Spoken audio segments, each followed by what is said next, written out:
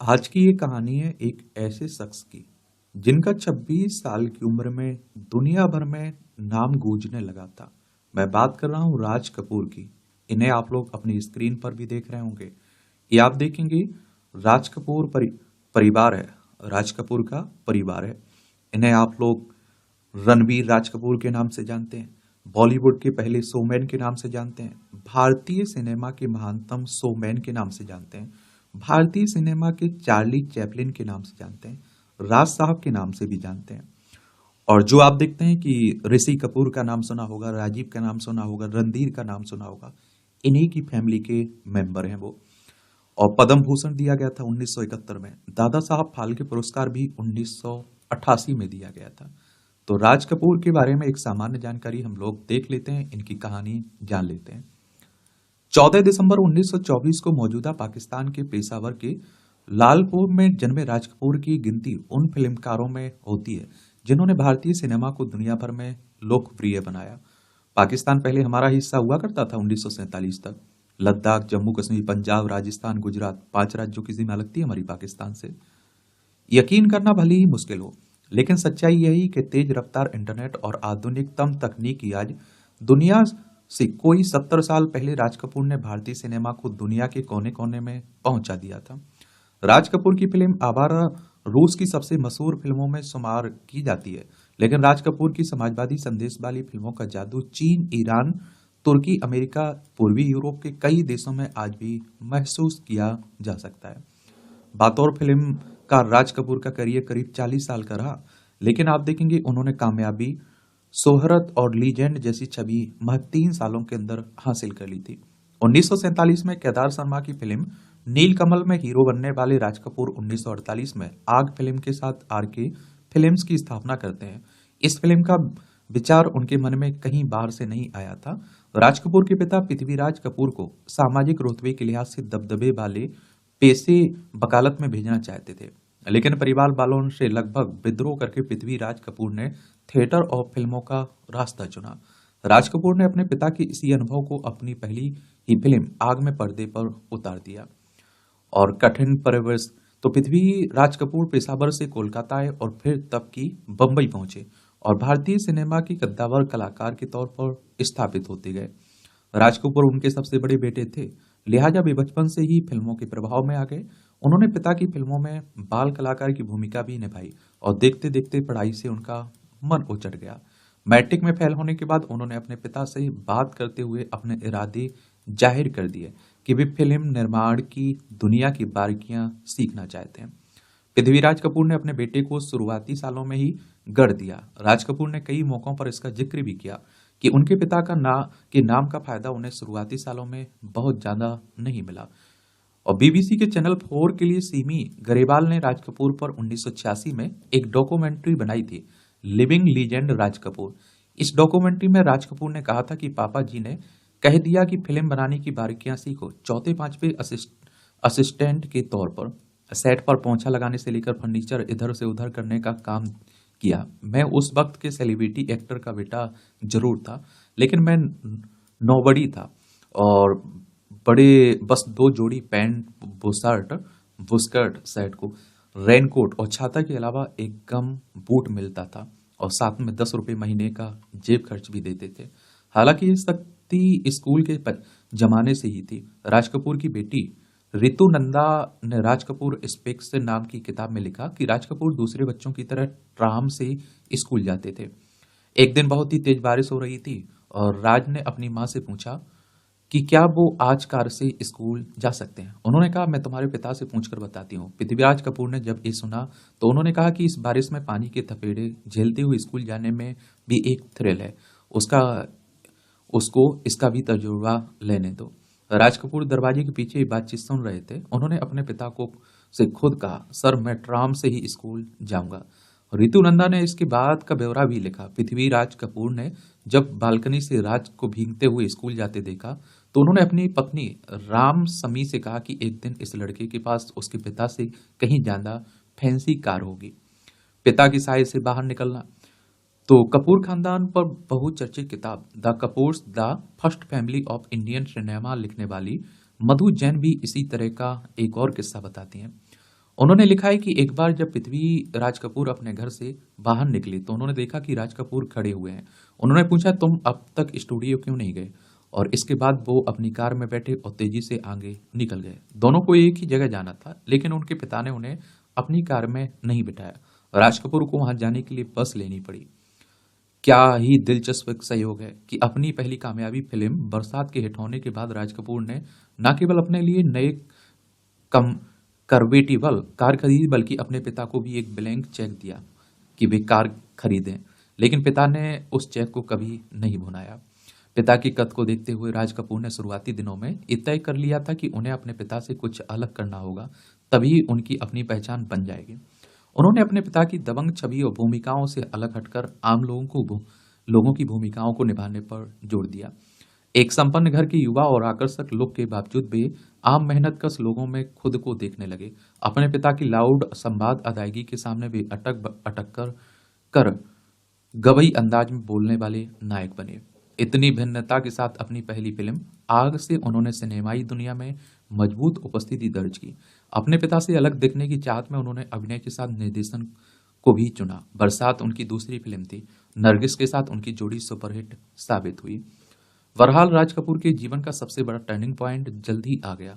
हालांकि ये मौका उनसे पहले महबूब खान के पास गया था। ख्वाजा अहमद अब्बास ने जब आवारा की कहानी लिखी तो उन्होंने सबसे पहले महबूब खान को ये कहानी सुनाई। अब्बास इस फिल्म के लिए पृथ्वीराज कपूर और राज कपूर को लेने की वकालत कर रहे थे। महबूब खान पृथ्वीराज कपूर और दिलीप कुमार के साथ इस फिल्म को करना चाहते थे, और इससे ठीक पहले 1949 में महबूब खान ने राज कपूर, नरगिस और दिलीप कुमार को लेकर अंदाज फिल्म बनाई थी और ये फिल्म सुपरहिट साबित हुई थी। जयप्रकाश चौकसी ने राज कपूर की सृजन प्रक्रिया में लिखा है कि महबूब खान और अब्बास के बीच इस बात को लेकर बहस हो गई थी कि पृथ्वीराज कपूर के बेटे का रोल कौन बेहतर निभा सकता है, और अब्बास का तर्क ये था कि असली जीवन में भी बाप बेटे होने के चलते अगर बेटे का रोल राज कपूर निभाए तो फिल्म को अतिरिक्त फायदा होगा। इस बहस के दौरान नरगिस भी वहीं मौजूद थी। चौकसी ने लिखा है कि महबूब खान ने ही नरगिस को सीने पर्दे पर ब्रेक दिया था, लेकिन बरसात की वजह से वह राज कपूर के नजदीक भी थी। उन्होंने इस बहस की बात राज कपूर को बताई होगी, और क्योंकि राज कपूर ने इसके बाद तुरंत अब्बास से संपर्क साधते हुए इस फिल्म का अधिकार खरीद लिया, फिर उन्होंने पर्दे पर जो किया उसकी मिसाल आज भी दी जाती है। मार्क्सवादी अब्बास के साथ राज कपूर की जोड़ी खूब जमी। अब्बास ने लिखा है कि आवारा से शुरू हुई सफर में राज कपूर हावी होते गए और बॉबी पूरी तरह से मेरी नहीं बल्कि उनकी फिल्म बन गई थी। आवारा फिल्म को बनाते समय राज कपूर की आर की फिल्म्स महज 2 फिल्म पुरानी थी, आग और बरसात। बरसात की कामयाबी ने राज कपूर को इतना आश्वस्त कर दिया था कि वो आवारा को बनाने में किसी तरह का कोई समझौता नहीं कर रहे थे, और इसकी एक बानगी का जिक्र ख्वाजा अहमद अब्बास ने भी किया।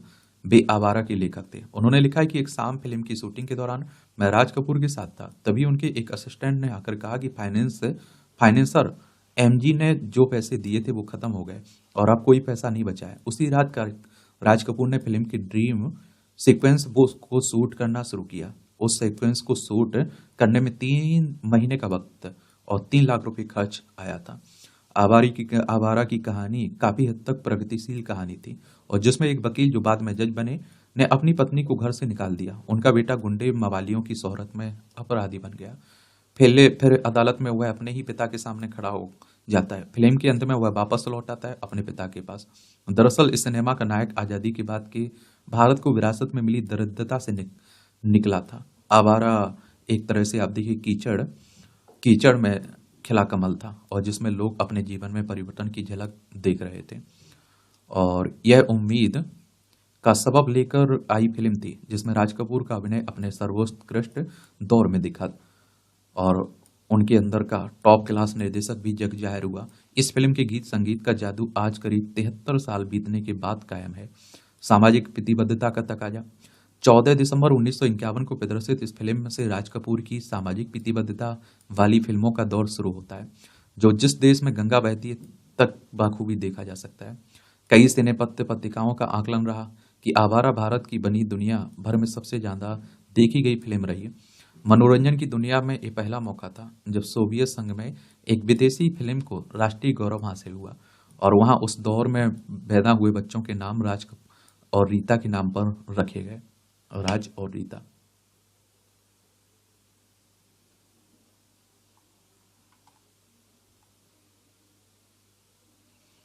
दूसरे विश्व युद्ध की त्रासदी से उभरते हुए रूस को आवारा के नायक में अपने लोग दिखे, जो यह गा सकते थे, आबादी नहीं बर्बादी सही, गाता हूँ खुशी के गीत मगर जख्मों से भरा सीना है मेरा, हस्ती है मगर ये मस्त नजर। आबारा हूँ गर्दिश में हूँ आसमान का तारा हूँ कि लोकवेटा के बारे में गीतकार शैलेंद्र की बेटी अमला शैलेंद्र ने कुछ साल पहले बीबीसी को बताया था कि हम दुबई में रह रहे थे। हमारे पड़ोस में एक तुर्कमेनिस्तान का परिवार रहता था। उनके पिता एक दिन हमारे घर आ गए, कहने लगे कि your dad wrote this song आबारा हूँ, और उसे रूसी भाषा में गाने लगे। राज कपूर के बारे में एक कहानी बार बार सुनाई जाती है कि 50 के दशक में जब नेहरू रूस गए तो सरकारी भोज के दौरान जब नेहरू के बाद वहां के प्रधानमंत्री निकोलाई वुल्गानिन के बोलने की बारी आई तो उन्होंने अपने मंत्रियों के साथ आवारा हूं गाकर उन्हें चकित कर दिया। वैसे दिलचस्प ये भी है कि नोबेल पुरस्कार से सम्मानित रूसी साहित्यकार अलेक्जेंडर सोल्जनित्सिन की एक किताब है द कैंसर वार्ड। इस पुस्तक में कैंसर वार्ड का एक दृश्य आता है और जिसमें एक नर्स एक कैंसर मरीज की तकलीफ आवारा हूँ गाने को गाकर कम करने की कोशिश करती है। वैसे 1954 में राज कपूर और नरगिस एक साथ आवारा फिल्म के प्रदर्शन के लिए सोवियत संघ गए थे। उनके वीडियो फुटेज आज भी देखे जा सकते हैं, जहां राज कपूर को देखने के लिए सड़कों पर लोग उतर आए थे। राज कपूर को 50 के दशक में चीन जाने का निमंत्रण भी मिला था, लेकिन वे जा नहीं सके और दशकों बाद 1996 में जब राज कपूर के बेटे रणधीर कपूर और बेटी रितु नंदा चीन गए तो उनकी आंखों में उस समय आंसू आ गए जब चीनी लोग उन्हें देखते ही आवारा हूं गाने लगे थे। और उन्हें ये नहीं पता था कि ये दोनों राज कपूर के बेटे बेटी थे, लेकिन वो एक गीत गाकर राज कपूर और भारत का सम्मान कर रहे थे। कहा तो ये भी जाता है कि आवारा माओ त्रसे तुंग की पसंदीदा फिल्म थी। इस फिल्म को लेकर तुर्की में एक टेलीविजन सीरियल भी बनाया गया। दुनिया भर में चला आवारा का जादू।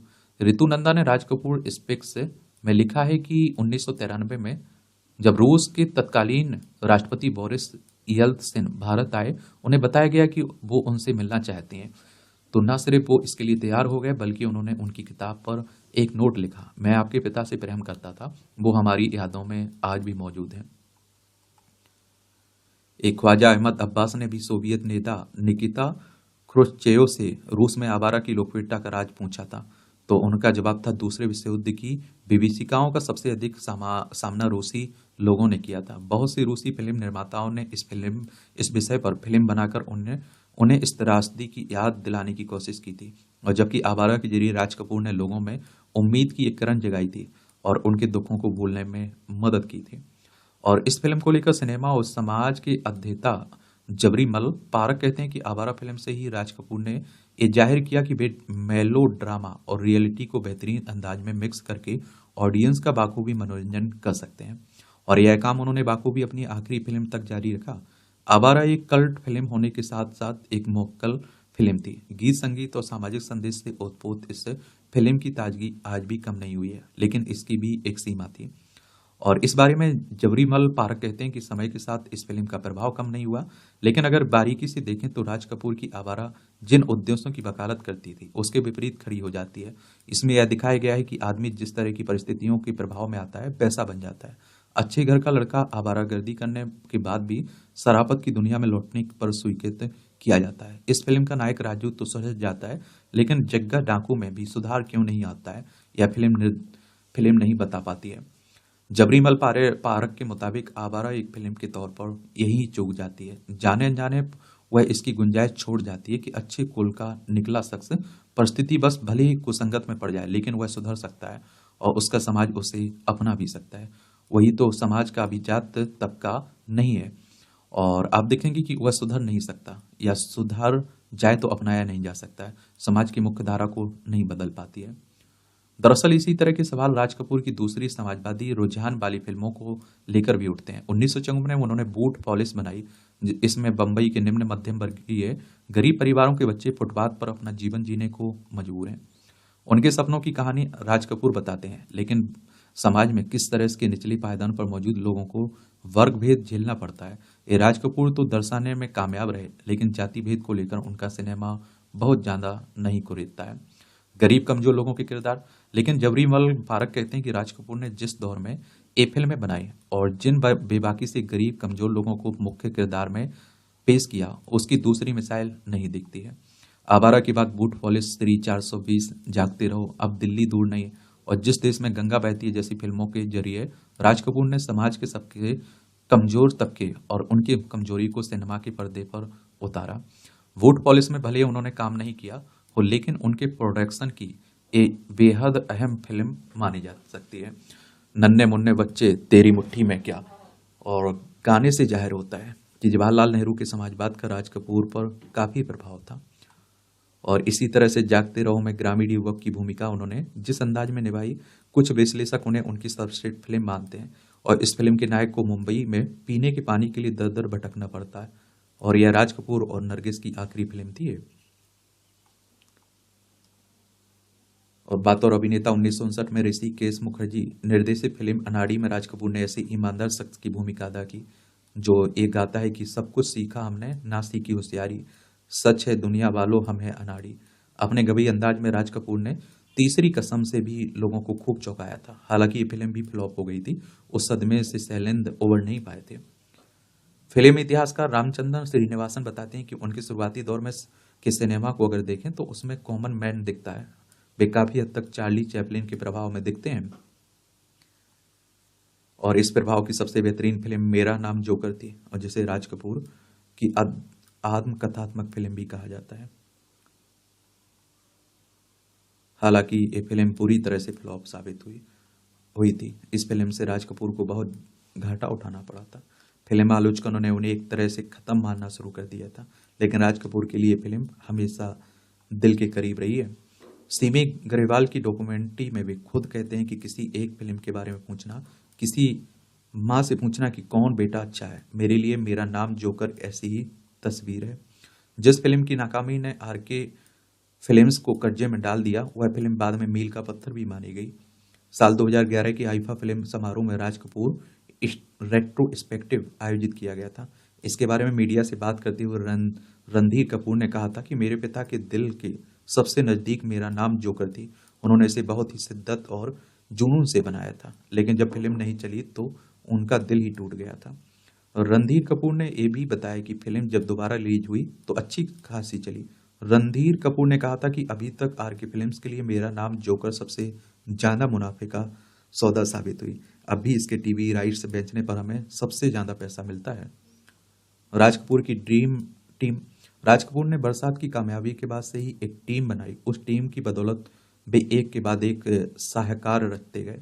आरके फिल्म्स की स्थापना भले राज कपूर ने की, लेकिन बरसात के साथ ही नरगिस इस टीम का अहम हिस्सा रही, और इन दोनों की केमिस्ट्री को लेकर तमाम बातें होती हैं। सन 1948 में राज कपूर की नरगिस से पहली मुलाकात हुई, तब वो 16 साल की थी। तब तो वो 8 फिल्मों में काम कर चुकी थी। राज कपूर की उम्र उस समय 22 साल थी। अभी तक उन्हें कोई फिल्म निर्देशित करने का मौका नहीं मिला था, और बरसात फिल्म बनते बनते नरगिस राज कपूर एक दूसरे पर निर्भर साथी बन गए थे। मधु जैन अपनी किताब में first family of Indian cinema the Kapoors में लिखती हैं कि नरगिस ने अपना अपना दिल, अपनी आत्मा और यहाँ तक कि अपना पैसा भी राज कपूर की फिल्मों में लगाना शुरू कर दिया। और जब आरके स्टूडियो के पास पैसों की कमी हुई तो नरगिस ने अपने सोने के कड़े तक बैठ डाले। उन्होंने आरके फिल्म्स के कम होते खजाने को भरने के लिए बाहरी प्रोड्यूसरों की फिल्मों जैसे अदालत, घर संसार, लाजवंती में काम किया। और राज कपूर के छोटे भाई शशि कपूर ने living legend Raj Kapoor documentary में कहा है कि नरगिस आरके फिल्म्स की जान थी, और उनका कोई सीन ना होने पर वो सेट्स पर मौजूद रहती थी। इस बारे में भी बहुत चर्चा होती है कि राज कपूर और नरगिस की शादी नहीं हो सकी, क्योंकि राज कपूर पहले से ही शादीशुदा थे। ख्वाजा अहमद अब्बास ने भी माना था कि नरगिस को यह अंदाजा हो गया था कि राज कपूर उनसे शादी नहीं करेंगे, इसलिए उन्होंने अलग रास्ता चुन लिया था। नरगिस को केंद्र में रखते हुए राज कपूर ने सिमी ग्रेवाल की डॉक्यूमेंट्री में कहा था, मेरे लिए पहले दिन से यह तय था कि मेरी पत्नी मेरी अभिनेत्री नहीं है और मेरी अभिनेत्रियां मेरी पत्नी नहीं है। शायद इसी व्यवहारिक नजरिए के चलते नरगिस की आरके फिल्म से विदाई के बाद भी राज कपूर का करिश्मा बरकरार रहा। वे बैजयंती माला, जीनत अमान, पद्मिनी, कोल्हापुरे और मंदाकिनी के साथ भी सुपरहिट फिल्म बनाने में कामयाब रहे, लेकिन इन फिल्मों में वे अपने उस सर्वश्रेष्ठ के आसपास नहीं पहुंच सके जिसे नरगिस के साथ पर्दे पर वे उतारने में कामयाब रहे। संगीत में भी राज कपूर का दखल। राज कपूर गाते गुनगुनाते अपनी फिल्मों की न केवल धुन बना लेते थे, बल्कि गाने भी तैयार करवा लेते थे। राज कपूर अपनी फिल्म के निर्देशन और कहानी पर जितना ध्यान देते थे उतना ही उसके संगीत पर। लता मंगेशकर ने एक इंटरव्यू में बताया था कि मैं और मन्ना डे घर आया मेरा परदेसी गाना की रिकॉर्ड कर रहे थे। संगीतकार शंकर जयकिशन ने हम दोनों को गाने के बोल और धुन याद करवा दी थी, लेकिन राज कपूर ने आते ही हमारे पूरे दिन की मेहनत पानी पर पानी फेर दिया। राहुल रवेल को भी राज कपूर के सहायक के तौर पर काम करने का मौका मिला। उन्होंने बीबीसी हिंदी के सहयोगी पत्रकार राज साहब के बारे में यही कहा जा सकता है कि वे सिनेमा को 360 डिग्री में जानते समझते थे। उनका भारतीय सिनेमा जगत में बेहद महत्वपूर्ण योगदान ये आप देखते हैं कि रहा। और फिल्मकार अनीस अनीस बज्मी को राम तेरी गंगा मैली में उनके सहायक के तौर पर आप देखते हैं कि काम करने का मौका मिला था। और अनीस आप देखते हैं कि बज्मी ने बीबीसी हिंदी के लिए मुंबई में फिल्म पत्रकार इकबाल परवेज से बातचीत में कहा कि मैं तो खुशकिस्मत रहा कि मुझे उनसे सीखने को मिला। मैं 3-4 साल तक उनके साथ रहा। मुझे उनसे इतना कुछ सीखने को मिला जितना सीखने में 40 साल लग जाते थे। और आप देखें, जब बिक गया आर के स्टूडियो। 15 अगस्त 1947 को देश की आज़ादी के ठीक एक साल बाद 1948 में राज कपूर ने आर के फिल्म्स और स्टूडियो की स्थापना की थी और उन्होंने पहली फिल्म आग बनाई थी। इसके बाद देखते ही देखते उन्होंने ऐसी ही कई यादें और भारतीय सिनेमा पर अपनी पहचान की छाप बरसात, आवारा, बूट पॉलिश, श्री 420, जागते रहो, मेरा नाम जोकर, सत्यम शिवम सुंदरम, बॉबी, प्रेम रोग, राम तेरी गंगा मैली हो गई जैसी फिल्मों से छोड़ी। बरसात फिल्म का एक दृश्य आर के फिल्म्स का लोगो बना, जिसमें हीरो एक हाथ में अभिनेत्री और दूसरे हाथ में वायलिन है और अभिनेत्रियों और संगीतों को राज कपूर अपनी तमाम फिल्मों में इसी तरह साधे रहे। और राज कपूर के भाई शम्मी कपूर और शशि कपूर भी हिट अभिनेता थे, लेकिन राज कपूर ने इनके साथ तभी काम किया जब उनके लायक वे विश्वसनीय भूमिका तलाश पाए। शम्मी कपूर आर के फिल्म्स में पहली बार प्रेम रोग में नजर आए, जबकि शशि कपूर को आप देखेंगे हीरो के तौर पर सत्यम शिवम सुंदरम में काम करने का मौका मिला। राज कपूर पर परिवारवाद को बढ़ावा देने का आरोप भी खूब लगा। हालांकि वे बार बार ये कहते रहे कि उनके पिता के नाम का उन्हें बहुत फायदा नहीं मिला, लेकिन हकीकत यही कि उनके बेटों को राज कपूर के नाम का बहुत फायदा मिला। इस पहलू पर फिल्म इतिहासकार रामचंद्रन श्रीनिवासन एक किस्सा बताते हैं। राज कपूर एक बार सुभाष देसाई के साथ एक फिल्म को लेकर बात कर रहे थे और बार बार कह रहे थे कि इसका डायरेक्टर तो मनु ही होगा। राज कपूर ने पूछा कि ये मनु कौन है, तो सुभाष देसाई ने बताया कि आपका छोटा भाई। राज कपूर बोले वो कर लेगा ना डायरेक्टर, तो सुभाष देसाई ने कहा कि डायरेक्टर तो वही रहेगा, भले ही आपकी जगह किसी और हीरो को लेना पड़ जाए। 1959 में ये स्थिति तब भी थी जब राज कपूर का नाम का डंका बज रहा था। हालांकि छलिया नामक फिल्म राज कपूर ने की और मनमोहन देसाई आप देखते हैं कि किरू में भारतीय सिनेमा को नया फिल्मकार मिला। और श्रीनिवासन का मानना है कि हो सकता है कि इस वजह से भी राज कपूर ने अपने बच्चों के लिए फिल्म बनाने की बात मन में गांठ बांध ली हो। अपने आर के स्टूडियो में फिल्म बनाने का सिलसिला सिर्फ राज कपूर तक सीमित नहीं रहा और रणधीर कपूर ने भी इस सिलसिले को जारी रखा। उन्होंने कल आजकल से इस परंपरा को आगे बढ़ाया, जिसके बाद 2 और फिल्म धर्म करम और हिना बनाई। और राज कपूर के दूसरे बेटे राजीव कपूर ने प्रेम ग्रंथ, ऋषि कपूर ने आप लौट चले बनाई। भाइयों के लिए सालों तक इस धरोहर को संभालने और अचानक उसे बेच देना आसान नहीं था, लेकिन सच यही है कि इस आर के स्टूडियो अब नहीं रहा। और उन्होंने अपने स्टूडियो के बारे में कहा था, कहाँ से कहाँ पहुंच गए इस स्टूडियो के सहारे, यहाँ क्या क्या नहीं बना, नहीं तो स्टूडियो क्या ईंट है, गारा है, सीमेंट है, और क्या रखा। राज कपूर के निधन के करीब 21 साल बाद आर के स्टूडियो का मालिकाना हक बदल गया। 33,000 वर्ग मीटर में फैले इस स्टूडियो को ऋषि कपूर, रणधीर कपूर, राजीव कपूर ने बेच दिया। और रणधीर कपूर ने आर के स्टूडियो के 2019 में बेचे जाने पर बीबीसी हिंदी से कहा था, आर के स्टूडियो राज कपूर जी के वजह से ही था। वहाँ की सिर्फ जमीन ही नहीं, वहाँ की हर तस्वीर, हर फिल्म उन्हीं के जरिए बनाई गई थी। हम तीनों भाइयों ने अपना करियर आर के स्टूडियो से शुरू किया। कई फैंस की तरह हमारे लिए भी ये मंदिर था। बचपन से लेकर अब तक यहाँ से हमारी कई यादें जुड़ी, जो आखिरी सांस तक हमारे साथ रहेंगी। 2019 से पहले तक आर के स्टूडियो में कई दुर्लभ तस्वीरें, यादगार फिल्मों के पोस्टर, अभिनेता और अभिनेत्रियों के कॉस्ट्यूम्स, ज्वेलरी, मेरा नाम जोकर का क्लोन मास्क, फिल्मों से जुड़ी कई चीजें थी। लेकिन यहाँ आग लगने से काफी चीजें नष्ट हो गई थी, जिसके बाद ही साल 2019 में आर के स्टूडियो को भी गोदरेज प्रॉपर्टी लिमिटेड अपनी कंपनी ने खरीद लिया था। और आर के स्टूडियो को सजोने की कोशिश नहीं करनी चाहिए थी। इस सवाल का जवाब देते हुए रणधीर कपूर ने कहा था, ट्रैफिक के कारण यहाँ कोई आना नहीं चाहता है। अगर हम इस पर पैसा खर्च करके एक बार और बनवा भी देते तो ये हमारी बेवकूफ़ी होती। कई सालों से यहाँ फिल्मों की शूटिंग बंद हो गई है। हम कपूर परिवार ही अपनी तस्वीरें खिंचवाते थे। शूटिंग के लिए कोई इतना दूर आता नहीं है, इसमें हमारा ही नुकसान होता। ऐसे में कुछ करवा कर कोई फायदा नहीं होता। राज कपूर में जितने बड़े फिल्मकार थे उतने ही साधारण इंसान भी थे। उनमें इंसान जैसे तमाम गुण थे, लेकिन उनकी कुछ खासियत भी थी। और वे अपने पिता के सामने कभी सिगरेट शराब नहीं पीते थे, लेकिन खाने पीने के शौकीन खूब थे। इसके चलते उनका वजन तेजी से बढ़ता गया। विदेशी शराब पीने के शौकीन राज कपूर जमीन पर गद्दे बिछाकर सोते थे, साधारण कपड़े पहनते थे, लेकिन जब भी विदेशी सिनेमा की बात होती थी तो उनका हमेशा असाधारण रूप सामने आता था। राज कपूर, देव आनंद और दिलीप कुमार के बीच बहुत गहरी मित्रता थी, लेकिन राज कपूर इन दोनों की तुलना में बहुत कम साल जीवित रहे। महज 64 साल की उम्र में राष्ट्रपति से दादा साहब फाल्के पुरस्कार लेते वक्त उन्होंने अस्थमा का अटैक आया था। राष्ट्रपति ने प्रोटोकॉल तोड़ते हुए राज कपूर के पास पहुंचकर उन्हें पुरस्कार दिया। राज कपूर इसके बाद अस्पताल ले जाए गए, फिर 1 महीने बाद जिंदगी की जंग हार गए। लेकिन उनकी यारबाजी, खाने पीने की महफिल की चर्चा आज भी होती है। एक समय ऐसा भी था जब बॉलीवुड में राज कपूर की होली की खूब चर्चा होती थी। आरके स्टूडियो की होली का पूरी हिंदी फिल्म इंडस्ट्री साल भर बेसब्री से इंतजार करती थी। पेंगुइन, पिकासन से पिकासन, Bollywood top 20 super stars of Indian cinema में राज कपूर पर मेघनाथ देसाई ने लिखा है कि राज कपूर हिंदी सिनेमा के पहले ग्लोबल आइकन थे। मेघनाथ देसाई के मुताबिक राज कपूर अपने अभिनय क्षमता से भी ग्रेट में शामिल होने का मद्दा रखते थे। फिल्म मेकिंग के लिहाज से वो महान फिल्मकार में शुमार थे। और 100वें साल में क्या कुछ हो रहा है। राज कपूर के 100वें जन्मदिन पर देश भर में कई कार्यक्रम आयोजित किए जा रहे हैं। आरके फिल्म हेरिटेज फाउंडेशन और national film archives of India ने संयुक्त रूप से भारतीय सिनेमा के सबसे बड़े शोमैन को याद करते हुए उनकी 10 फिल्मों का रेट्रोस्पेक्टिव 13 से 15 दिसंबर के बीच पेश कर रहा है। और आप देखते हैं कि इसमें आग, आवारा, श्री 420, संगम, बॉबी, बरसात, जागते रहो, जिस देश में गंगा बहती, मेरा नाम जोकर, राम तेरी गंगा मैली जैसी सदाबहार फिल्में भी शामिल हैं। इन फिल्मों को देश भर के 40 शहरों के 135 सिनेमाघरों में प्रदर्शित किया जा रहा है। पीवीआर आइकॉनॉक्स और सिनेपोलिस के थिएटरों में आम दर्शकों के लिए टिकट की दर 100 रुपये रखी गई है।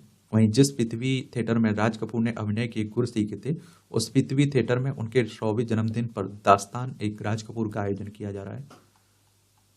तो इस तरह से आप देखेंगे ये कहानी है राज कपूर साहब की।